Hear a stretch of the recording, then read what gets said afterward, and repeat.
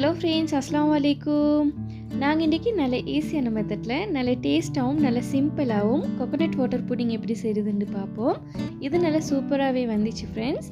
பாருங்கள் ஃப்ரெண்ட்ஸ், இது எந்த அளவுக்கு நல்ல சூப்பராக நல்ல செட் ஆகி வந்திக்குதுண்டு.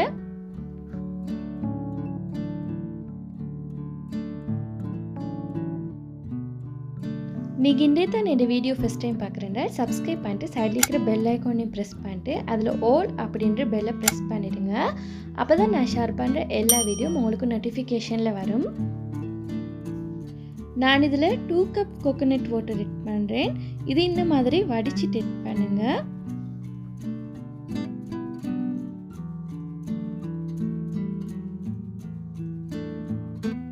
இதில் 2 டேபிள் ஸ்பூன் சுகர் ஆட் பண்ணுறேன்.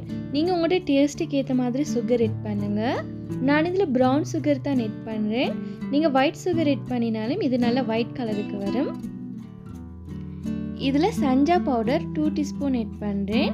இதுக்கு அகர் அகர்னு சொல்லுவாங்க, சைனா கிரஸ்னு சொல்லுவாங்க.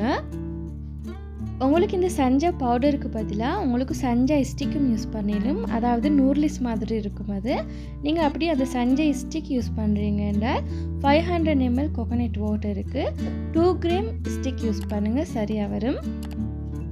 நீங்கள் ஜெலட்டின் பவுடர் ஆட் பண்ணுறேன்டால் 2 கப் கோகோனட் வாட்டருக்கு 2.5 tablespoon gelatin powder add பண்ணுங்கள்.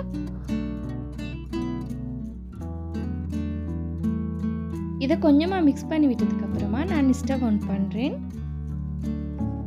ஸ்டவ் ஆன் பண்ணதுக்கப்புறமாவும் இதை நல்லா மிக்ஸ் பண்ணிட்டு இருக்கிறேன். இது கொஞ்சம் நல்லா கொதிச்சு வரட்டும்.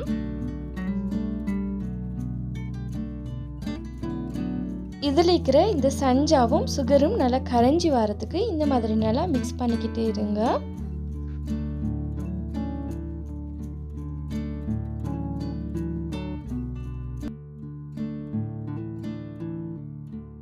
பாருங்கள் ஃப்ரெண்ட்ஸ், இதில் இருக்கிற சஞ்சாவும் நல்லா கரைஞ்சி நல்லா கொதிச்சு வந்திக்குது.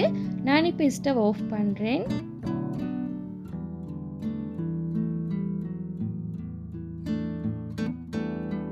இதை அப்படியே நான் ஒரு ட்ரேக்கு ட்ரான்ஸ்ஃபர் பண்ணுறேன். நான் பிளாஸ்டிக் ட்ரே எடுத்து சொட்டு இது நல்லா ஹொட்டாக இருக்கக்குள்ளே நான் இதில் ஆட் பண்ணுறேன். நீங்கள் கிளாஸில் மாதிரி எடுத்தீங்கன்னா கொஞ்சம் ஆறுனதுக்கு அப்புறமாவே கிளாஸில் ஆட் பண்ணுங்கள். நான் கொக்கோனட்டை கொஞ்சம் மெல்லிஸாக பீல் பண்ணி வச்சுருந்தேன்.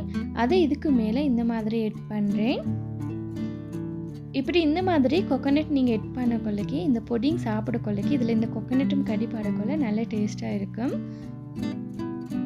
இந்த கொக்கோனட் எல்லா சைடுக்கும் ஒரே அளவுக்கு வரதுக்கு நான் இந்த மாதிரி ஸ்பூனால் மிக்ஸ் பண்ணிவிட்டு இது நல்லா ஆறுனதுக்கு அப்புறமா ஃப்ரிட்ஜில் எடுத்து வைக்கிறேன்.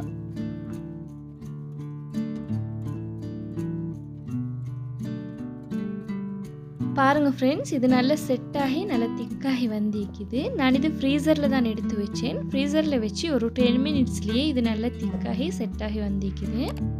ஃப்ரிட்ஜில் சும்மா நார்மலாக வைக்கிறத விட நீங்கள் ஃப்ரீசரில் வச்சிங்கன்னால் இது குயிக்காக நல்லா திக்காகி செட் ஆகி வந்துடும். ஃப்ரீசரில் நீங்கள் மிச்ச நேரம் வச்சிடவும் வாணும் ஃப்ரெண்ட்ஸ். நீங்கள் மிச்ச நேரம் ஃப்ரீசர்லேயே வச்சுட்டு இருந்தீங்கன்னா இது ஃப்ரீஸ் ஆகின மாதிரி ஆகிடும்.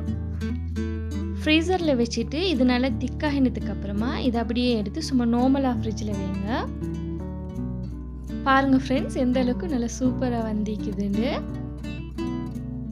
இவ்வளோ தான் எங்களோட கோகோனட் புடிங் நல்லா ஈஸியாக ரெடி ஆகிட்டுது. நீங்களும் ட்ரை பண்ணி பார்த்துட்டு எப்படி வந்தேன்னு எனக்கு கமெண்ட்டில் சொல்லுங்கள்.